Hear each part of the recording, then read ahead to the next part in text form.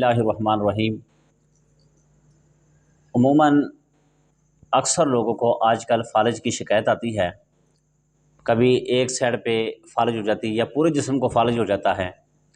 تو اس کے لیے آسان حل وظائف کی صورت میں وہ یہ ہے کہ آپ ایک مٹی کا ڈھیلا پکڑیں اور اس پہ آپ سورۃ محمد، ایک مٹی کا ڈھیلا لیں اور اس پہ سورۃ محمد پڑھیں اور ساتھ ہی ساتھ پانی رکھیں۔ جب آپ سورۃ محمد کی تلاوت کریں گے تو آپ اس ڈھیلے پر بھی تلاوت کریں اور اس کے بعد آپ پانی پہ دم کریں۔